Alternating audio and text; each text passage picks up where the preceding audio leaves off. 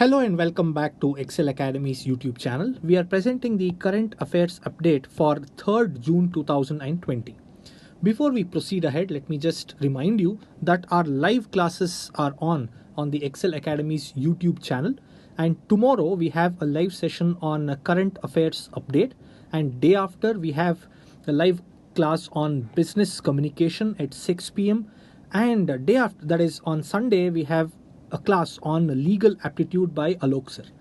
Make the best use of these live classes by logging into the Excel Academy's YouTube channel, and you can get the time and the subject in the YouTube channel videos itself, and you can make the best use of these live session, and you can interact with the faculties who are a part of Excel Academy, helping the CS aspirants to clear their exams.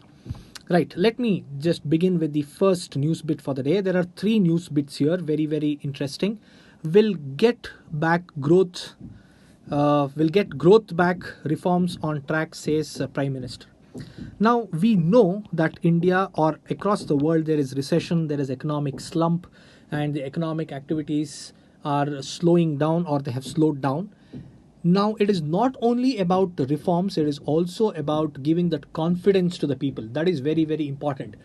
How to bounce back from a recession, it is not just about economic reforms, it is also psychological in nature. So such confidence, when it is given by the person who's heading the state, would definitely work in the right direction, and we can be rest assured that Indian economy will bounce back in the months to come. So that is a confidence with which all of us should surge ahead and make sure that India is back on track.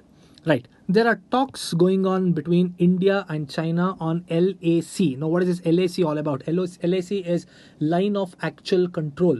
There is border issue between India and China. Like all of us know, these two are the fastest growing economies in the world, and China is the second largest economy in the world. China is not in great relationship with US. There is this economic or tariff war that is going on between China and US, and there is a lot of tension in the borders of India and China. For sure, neither India nor China would need this kind of an escalation. So both the countries have agreed to have talks to reduce the border tension, and these talks will be at the army heads level, and then it might go to the next level, or the things can be settled down here itself. Let's hope that things settle down and there is normalcy in the border.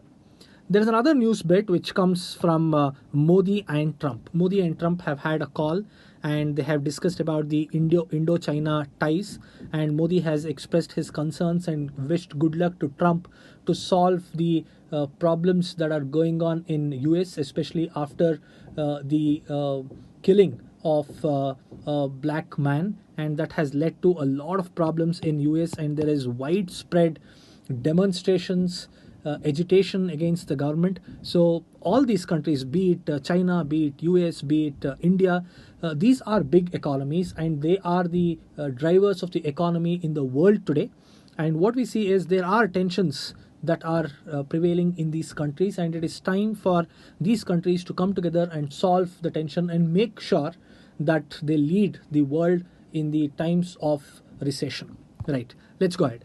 This news is again very interesting. Global to local applications invited under new mobile manufacturing policy. So the Indian government is coming out with a new policy for the mobile manufacturers, and the idea is to encourage them to produce their products in the country, which will help a lot of people, create jobs, and help the economy to do well. So this is a good initiative by Government of India. Modifications in NPS financially untenable, says the government.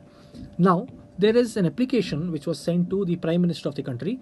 Now, the question that comes is, what is NPS all about? NPS stands for National Pension Scheme. So this is a scheme which is floated by Government of India. So somebody who makes regular contribution towards NPS can expect pensions at the end of the tenure. That is how this works. This is a pension fund, and this directly comes under the Prime Minister of the country.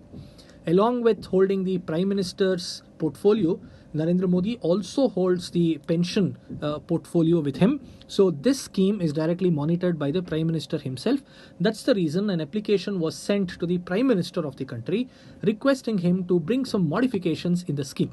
But government of India has not accepted this for the simple reason they are telling that the funds of NPS is highly diversified. Diversified is it is invested on various sectors, and this fund is consistently giving a returns of 9.5%, which is really good. And only a small part, say around 10% of the fund only goes towards markets, and the remaining funds is invested in the debt instruments. And this fund is monitored by it is monitored by PFRDA. PFRDA is very important. We have discussed this earlier also. PFRDA stands for Pension Fund Regulatory Development Authority. Very important. So all the pension funds in the country is monitored by this organization, and even NPS comes under this, and PFRDA has certified that NPS is safe.